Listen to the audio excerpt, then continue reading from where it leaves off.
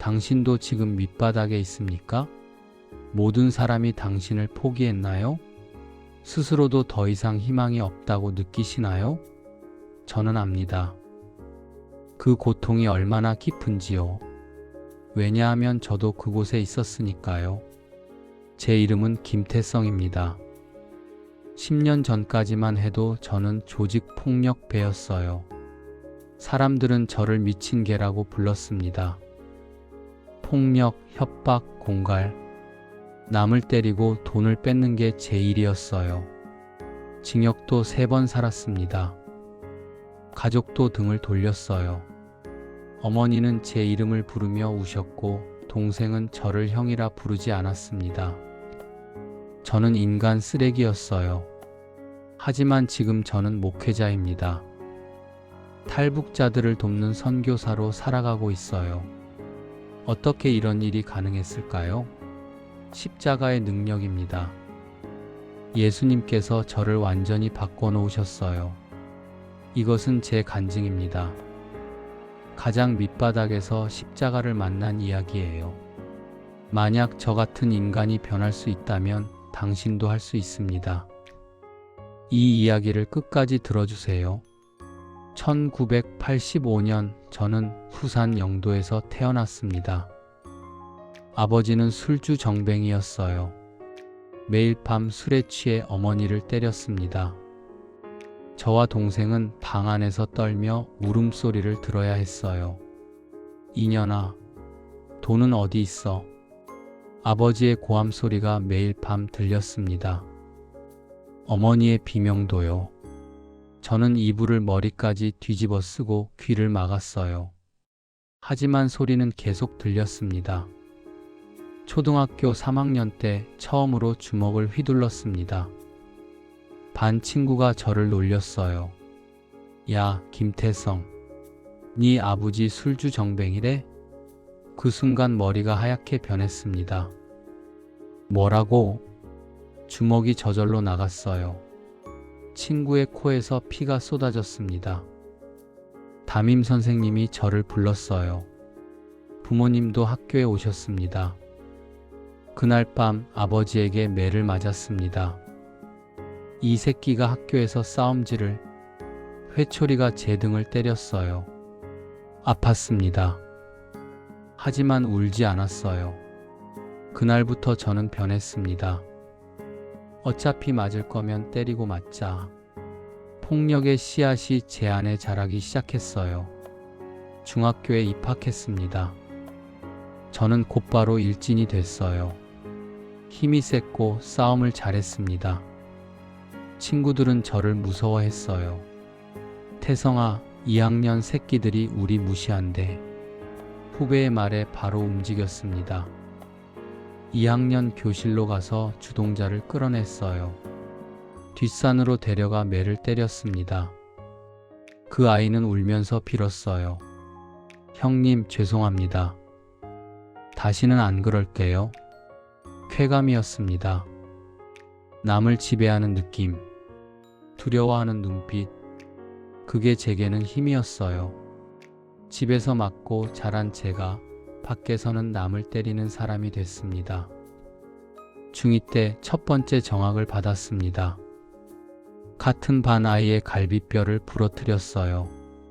이유는 사소했습니다. 그 아이가 저를 지나치면서 어깨를 부딪혔다는 것 뿐이었어요.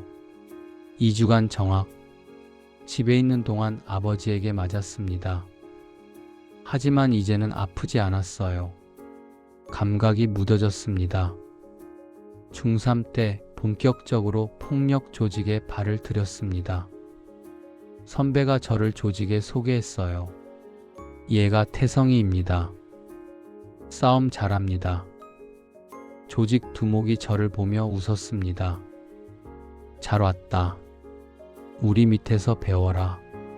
그렇게 저는 조직 폭력배가 됐습니다. 17살이었어요. 고등학교는 거의 다니지 않았습니다. 낮에는 잠을 자고 밤에는 조직 일을 했어요. 유흥업소 관리, 돈 받아내기, 시비 붙은 놈들 혼내주기. 처음 칼을 든 게 18살 때였습니다. 다른 조직과 싸움이 붙었어요. 상대편 놈들이 우리 구역에 들어왔다는 이유였습니다. 태성아, 가자. 오늘 피 볼 거다. 형님들을 따라 약속 장소로 갔습니다. 폐공장이었어요. 상대편이 10명, 우리도 10명. 양쪽 다 흉기를 들고 있었습니다. 싸움이 시작됐습니다. 저는 칼을 휘둘렀어요. 누군가의 팔을 베었습니다. 피가 튀었어요. 비명 소리가 들렸습니다. 경찰이 왔습니다. 우리는 뿔뿔이 흩어져 도망쳤어요. 저는 붙잡혔습니다. 19살 첫 번째 구속이었어요. 특수폭행죄, 징역 1년을 선고받았습니다. 어머니가 법정에 오셨어요.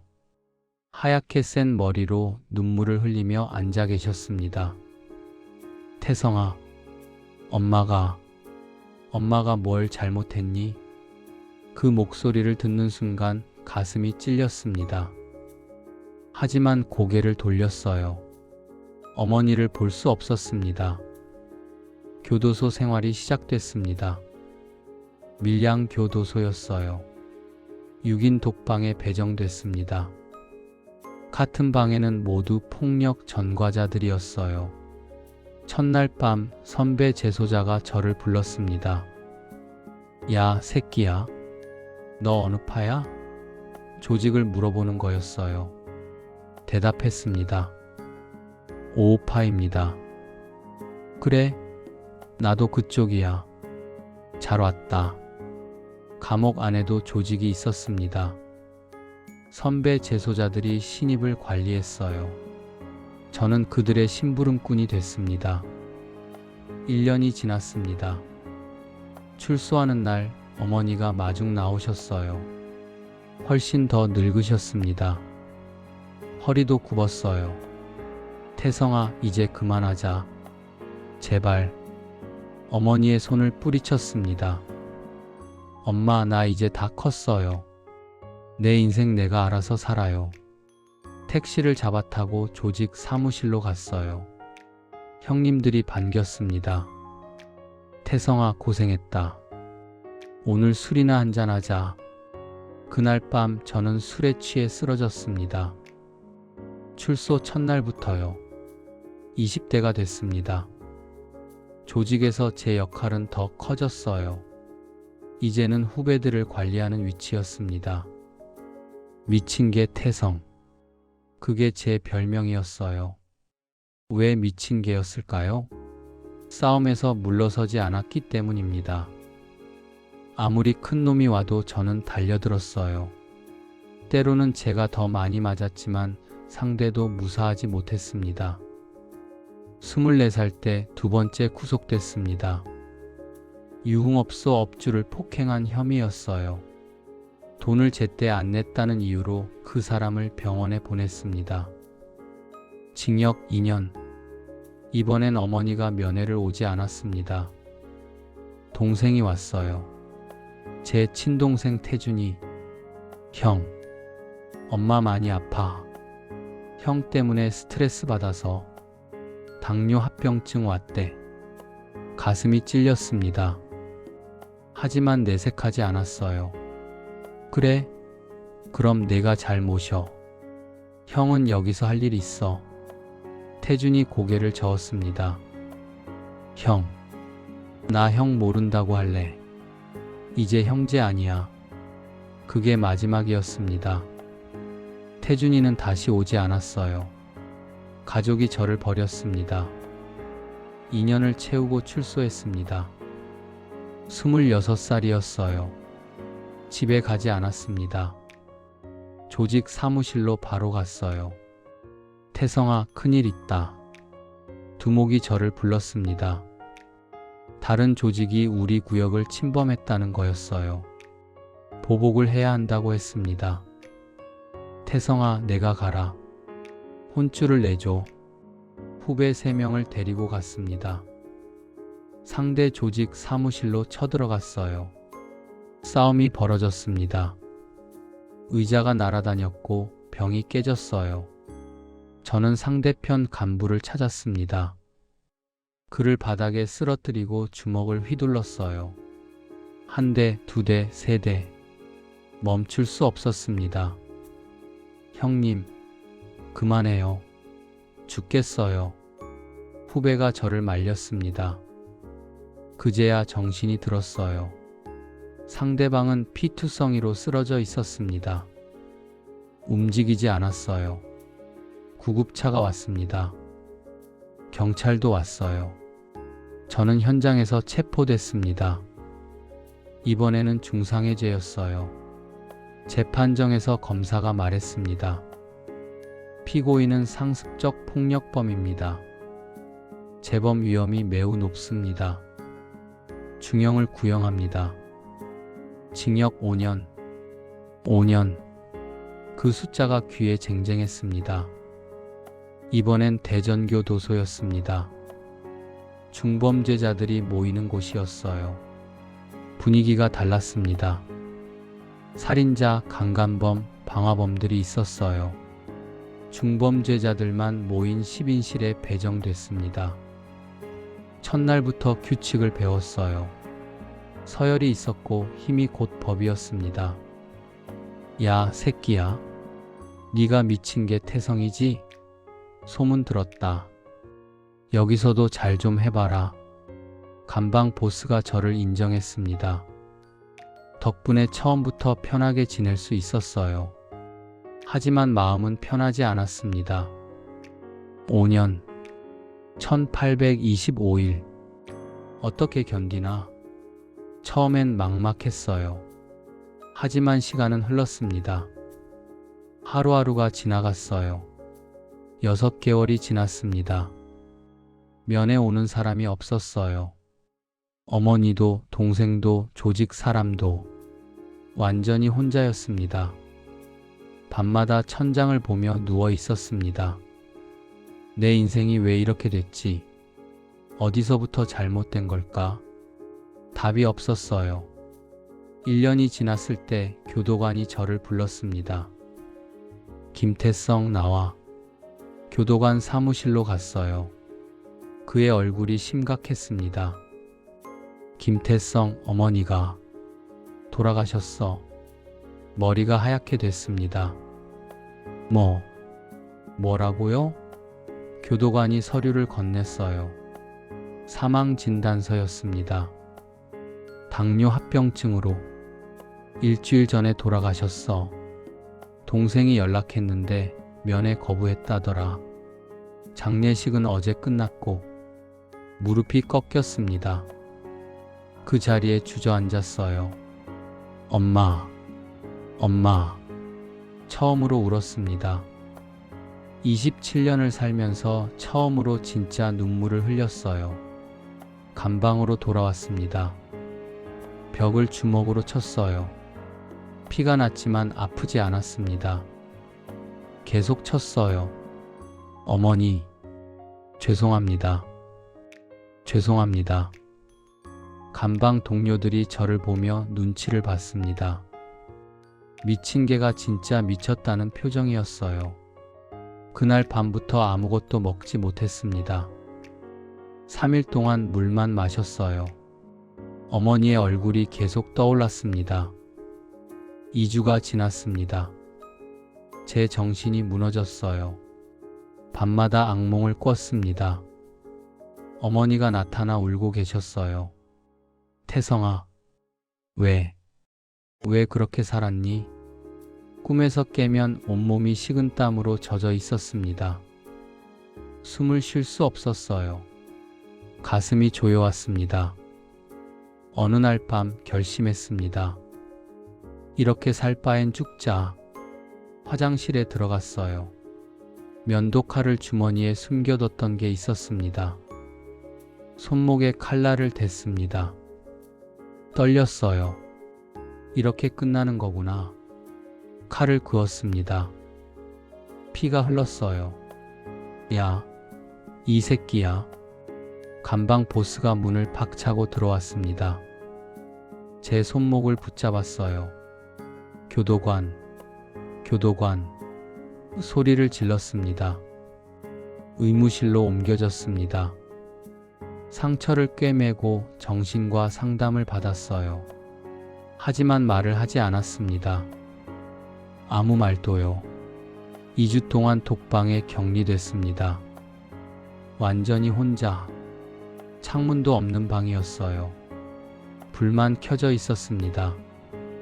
독방 생활이 끝났습니다. 다시 일반 감방으로 돌아왔어요. 감방 보스가 저를 보며 말했습니다. 야, 태성아. 교회 나가봐. 여기 교도소에 교회 있어. 한번 가보라고. 교회. 평생 가본 적 없었어요. 싫습니다. 거절했습니다. 하지만 그가 계속 권했어요. 야, 나도 거기서 위로 많이 받았어. 한 번만 가봐. 팝도 더 잘 나와. 팝 때문에 갔습니다. 다른 이유는 없었어요. 일요일 아침 교도소 강당으로 갔습니다. 재소자 10명쯤 모여 있었습니다. 앞에는 목사님이 서 계셨어요. 60대쯤 되어 보였습니다. 찬양이 시작됐습니다. 죄짐 맡은 우리 구주. 처음 듣는 노래였어요. 옆 사람들이 부르는 걸 보며 앉아 있었습니다. 목사님의 설교가 시작됐습니다. 여러분, 예수님께서는 죄인을 사랑하십니다. 가장 낮은 곳, 감옥에 갇힌 이들을 찾아오십니다. 귀를 막으려 했습니다. 하지만 목소리가 계속 들어왔어요. 다음 주에도 교회에 갔습니다. 그 다음 주에도요. 팝 때문이었어요. 하지만 설교는 들었습니다. 예수님께서는 십자가에서 죽으셨습니다. 우리 죄를 대신 지시고 가장 잔인한 형벌을 받으시며 우리를 사랑하셨습니다. 십자가, 그 이야기가 제 마음을 두드렸어요. 누군가가 나 대신 죽었다고? 나 같은 인간을 위해서? 3개월이 지났습니다. 매주 교회에 나갔어요. 어느 날 목사님이 설교 후에 말했습니다. 예수님을 믿고 싶은 분은 앞으로 나오십시오. 기도해 드리겠습니다. 몇 명이 앞으로 나갔습니다. 저도 일어나려다 멈췄어요. 내가 왜? 나 같은 놈이 뭐? 다시 앉았습니다. 하지만 마음이 무거웠어요. 뭔가가 제 가슴을 짓누르고 있었습니다. 감방으로 돌아와서도 그 느낌이 사라지지 않았어요. 그날 밤 잠을 이룰 수 없었습니다. 천장을 보며 누워 있었어요. 갑자기 눈물이 났습니다. 하나님, 정말 계십니까? 나 같은 인간도 용서받을 수 있습니까? 처음으로 기도 같은 걸 했습니다. 다음 주 일요일 다시 교회에 갔습니다. 목사님이 설교하셨어요. 누가복음 15장 탕자의 비유입니다. 아버지를 떠나 방탕하게 산 아들, 모든 것을 탕진하고 돼지우리에서 지내던 아들, 집으로 돌아가기로 결심한 아들. 아버지는 멀리서 아들을 보고 달려갔습니다. 껴안고 입맞추며 말했어요. 내 아들이 죽었다가 다시 살아났다. 그 말씀이 제 가슴을 뚫었습니다. 눈물이 쏟아졌어요. 소리내어 울었습니다. 목사님이 다시 말했습니다. 예수님을 영접하고 싶은 분, 회개하고 싶은 분, 앞으로 나오십시오. 저는 일어났습니다. 다리가 떨렸어요. 앞으로 걸어갔습니다. 강단 앞에 무릎을 꿇었어요. 하나님, 죄송합니다. 제가 너무 많은 죄를 지었습니다. 용서해 주세요. 목사님이 제 머리에 손을 얹고 기도했습니다. 하나님 아버지, 이 아들을 받아주소서. 예수님의 보혈로 깨끗하게 씻어주소서. 그 순간 뭔가가 내 안에서 무너졌습니다. 27년 동안 쌓아온 벽, 폭력, 증오, 분노, 모든 것이 무너졌어요. 평생 참았던 눈물이 터져 나왔습니다. 그날부터 모든 게 달라졌습니다. 감방으로 돌아왔을 때 세상이 다르게 보였어요. 똑같은 회색 벽이었지만 뭔가 달랐습니다. 감방 보스가 물었습니다. 야, 무슨 일 있었어? 얼굴이 완전 달라졌는데? 웃으며 대답했어요. 예수님을 만났습니다. 그는 어이없다는 표정을 지었습니다. 뭐? 예수? 네가? 고개를 끄덕였어요. 네. 저 변하고 싶습니다. 다음 날부터 성경을 읽기 시작했습니다. 교도소 도서관에서 빌렸어요. 낡은 성경이었습니다. 처음엔 무슨 말인지 몰랐습니다. 어려운 단어도 많았어요. 하지만 계속 읽었습니다. 하루에 10장씩 요한복음 3장 16절을 읽었을 때였습니다. 하나님이 세상을 이처럼 사랑하사 독생자를 주셨으니 사랑. 그 단어가 새롭게 다가왔어요. 하나님이 나를 사랑하신다고? 이렇게 더러운 나를? 매일 기도했습니다. 아침에 일어나자마자 밤에 자기 전에 서툴렀지만 진심이었어요. 하나님, 저를 변화시켜 주세요. 새 사람이 되게 해주세요. 출소하면 제대로 살고 싶습니다. 6개월이 지났습니다. 예수님을 믿은 지 6개월. 저는 완전히 다른 사람이 됐어요. 감방 동료들도 그걸 알았습니다. 태성아, 너 진짜 변했다. 예전 같으면 벌써 누구랑 싸웠을 텐데. 맞는 말이었습니다. 예전의 저라면 참지 못했을 일들을 참게 됐어요. 화가 나도 기도했습니다. 그러면 마음이 가라앉았어요. 어느 날 동생 태준이에게 편지를 쓰기로 했습니다. 마지막으로 본 지 2년이 지났어요. 펜을 들었습니다. 태준아, 형이야. 잘 지내니? 형은 많이 변했어. 예수님을 믿게 됐어. 형이 얼마나 나쁜 형이었는지 이제 알아. 정말 미안해. 눈물이 편지지에 떨어졌습니다. 계속 썼어요. 엄마한테도 미안해.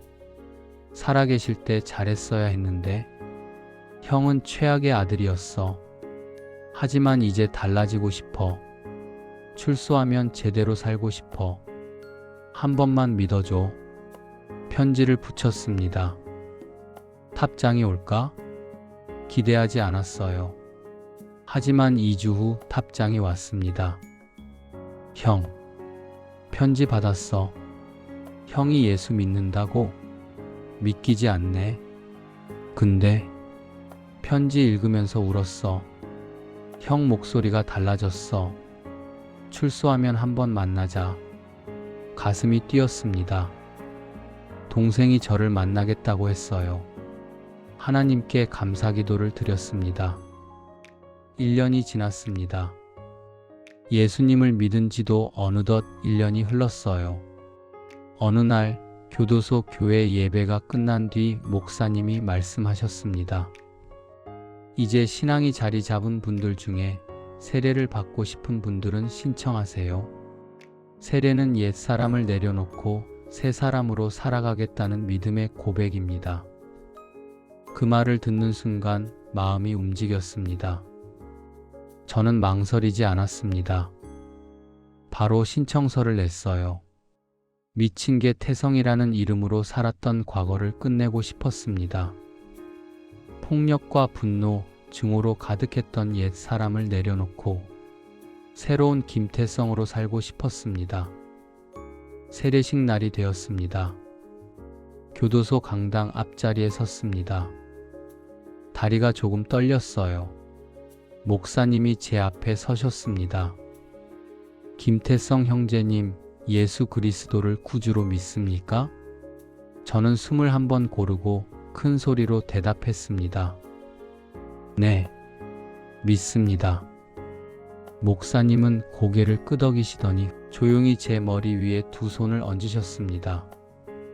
하나님 아버지, 이 아들을 받아주시고 옛사람은 지나가게 하시고 예수 안에서 새 사람으로 살게 하옵소서. 그 기도를 듣는 순간 가슴 깊은 곳에서 무언가가 풀어졌습니다. 꼭 붙잡고 있던 분노와 죄책감이 조금씩 내려놓아지는 느낌이었어요. 눈물이 흘렀습니다. 이번엔 슬픔의 눈물이 아니라 이상하리만큼 따뜻한 눈물이었습니다. 기도가 끝나자 뒤에서 작은 박수가 들렸습니다. 제소자들이 조용히 손뼉을 쳐주고 있었어요. 축하합니다. 그 한마디에 또 눈물이 났습니다. 태어나 처음으로 다시 시작해도 된다는 말을 들은 것 같았습니다. 그날 밤 감방으로 돌아와 침상에 앉아 기도했습니다. 하나님 감사합니다.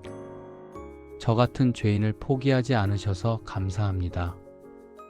이제는 제 뜻이 아니라 주님의 사람으로 살고 싶습니다.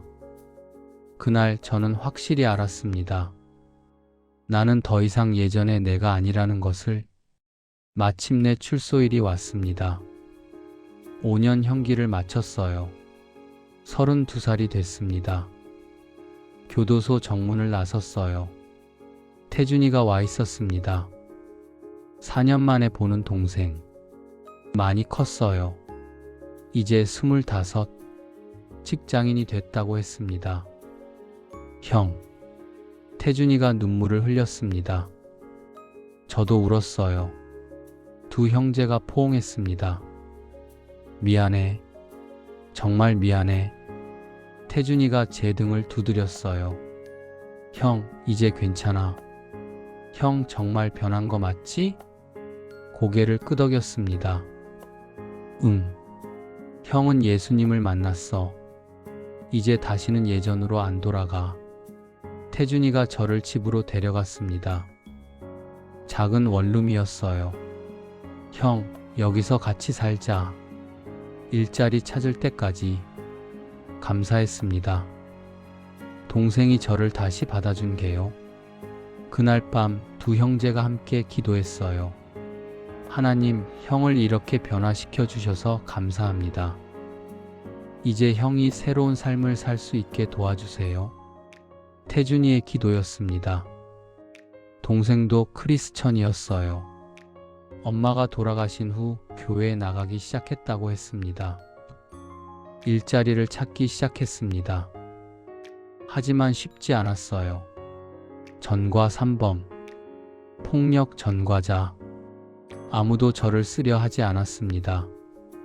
한 달이 지났습니다. 면접을 20군데 넘게 봤어요. 전부 떨어졌습니다. 좌절했어요. 하나님, 왜 이렇게 힘든가요?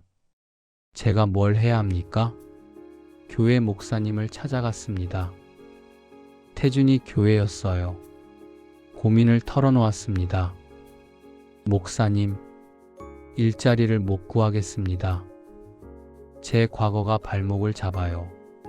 목사님이 미소 지으며 말했습니다. 태성 형제, 하나님께서 형제님을 위한 계획이 있으실 겁니다. 기다려보세요. 일주일 후 목사님이 저를 불렀습니다. 태성 형제, 교회에서 관리 일을 해보시겠어요? 청소, 시설 관리 같은 거요. 감사했습니다. 급여는 적었지만 일자리였어요. 감사합니다, 목사님. 열심히 하겠습니다. 교회 관리인으로 일하기 시작했습니다. 새벽에 일어나 예배당을 청소했어요.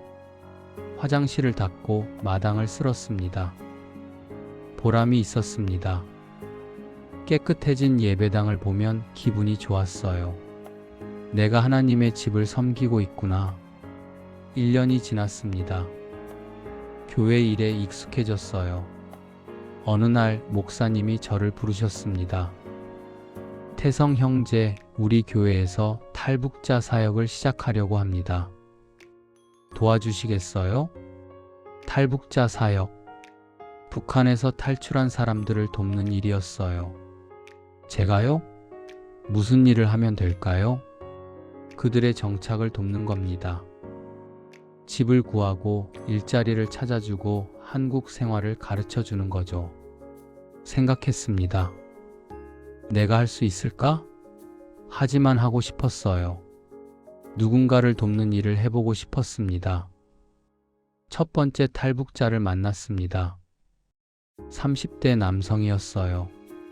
이름은 철수형. 두만강을 건너 중국을 거쳐 한국에 왔다고 했습니다. 태성 형님, 한국이 너무 낯설어요. 어떻게 살아야 할지 모르겠습니다. 제 과거를 이야기해 줬습니다. 조폭, 폭력, 감옥, 그리고 예수님을 만난 이야기요. 철수형, 저도 밑바닥이었습니다. 하지만 하나님께서 저를 일으켜 세우셨어요. 형도 할 수 있습니다. 철수형이 눈물을 흘렸습니다. 형님 같은 분이 이렇게 됐다는 게 저도 희망이 있나요? 있습니다. 예수님을 믿으세요. 그분이 형님 인생을 바꾸실 겁니다. 3년이 지났습니다. 출소한 지 3년. 저는 탈북자 사역에 전념하고 있었어요. 지금까지 10명이 넘는 탈북자들을 도왔습니다. 그들 중 20명이 세례를 받았습니다. 예수님을 믿기 시작했어요. 그걸 보면서 보람을 느꼈습니다. 목사님이 저를 부르셨습니다. 태성 형제 신학교에 가보는 게 어떨까요? 목회자가 되는 겁니다. 깜짝 놀랐어요. 제가요? 목사요? 전과자가요? 목사님은 고개를 끄덕였습니다. 바울도 전에는 크리스천을 박해하던 사람이었습니다. 하지만 하나님께서 그를 사용하셨어요. 형제님도 그렇게 될 수 있습니다. 기도했습니다. 일주일 동안 밤낮으로 기도했어요. 하나님, 정말 제가 목회자가 되어야 합니까?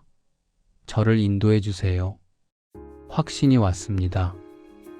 그래, 이게 내 길이다. 하나님께서 나를 이 길로 부르신다. 신학교에 입학했습니다. 35살. 다른 학생들보다 나이가 많았어요. 하지만 열심히 공부했습니다. 4년이 지났습니다. 신학교를 졸업했어요. 목사 안수를 받았습니다. 김태성 목사. 믿기지 않는 이름이었습니다. 탈북자 선교 교회를 개척했습니다. 작은 교회였어요. 20평짜리 건물. 하지만 제 꿈이었습니다. 지금 저는 45살입니다. 탈북자 선교 교회를 담임하고 있어요. 교인이 100명이 넘었습니다. 대부분 탈북자들이에요. 매주 새로운 탈북자들이 찾아옵니다. 그들은 두려움에 떨고 있어요. 낯선 땅, 낯선 사람들, 낯선 문화. 저는 그들을 안아줍니다. 괜찮습니다. 하나님께서 여기까지 인도하셨어요. 이제 새로운 삶이 시작됩니다. 제 간증을 들려줘요. 조폭이었던 이야기, 감옥에서 예수님을 만난 이야기, 십자가의 능력으로 변화된 이야기. 그들은 울면서 듣습니다. 목사님, 저도 변할 수 있을까요? 고개를 끄덕이며 말해요. 할 수 있습니다. 십자가의 능력이 여러분을 바꿀 겁니다. 저를 보세요. 가장 밑바닥이었던 제가 이렇게 됐잖아요. 어머니 산소를 자주 찾아갑니다. 묘비 앞에 무릎 꿇고 기도해요. 엄마, 아들이 이제 제대로 살고 있어요. 목사가 됐어요. 엄마가 바라던 아들이 됐어요. 태준이는 결혼했습니다. 아이도 하나 생겼어요. 조카를 안아주면서 말합니다. 삼촌처럼 살지 마. 아니, 옛날 삼촌 말고 지금 삼촌처럼 살아. 교회에는 십자가가 걸려 있습니다. 큰 나무 십자가예요. 설교할 때마다 그 십자가를 바라봅니다. 그 십자가가 제 인생을 바꿨어요. 가장 밑바닥에 있던 저를 건져 올리셨습니다. 폭력배를 목회자로 만드셨어요. 당신도 지금 밑바닥에 있습니까? 모든 게 끝났다고 생각하시나요? 아닙니다. 십자가를 보십시오. 그곳에서 예수님께서 피 흘리며 죽으셨습니다. 바로 당신을 위해서요. 당신을 사랑하시기 때문이에요. 십자가의 능력은 지금도 살아 있습니다. 가장 더러운 죄인도 깨끗하게 씻을 수 있어요. 가장 망가진 인생도 회복시킬 수 있습니다. 저는 그 증거입니다. 미친 개 태성이 김태성 목사가 됐어요. 이것이 십자가의 능력입니다. 이 채널을 통해 더 많은 변화의 간증을 들으시길 바랍니다. 구독과 좋아요로 이 소망의 이야기가 밑바닥에 있는 분들께 전해지길 원합니다. 당신도 십자가 앞에 나오십시오. 그곳에서 새로운 인생이 시작될 겁니다. 십자가의 능력이 당신의 인생을 뒤집을 것입니다. 주님의 이름으로 축복합니다. 아멘.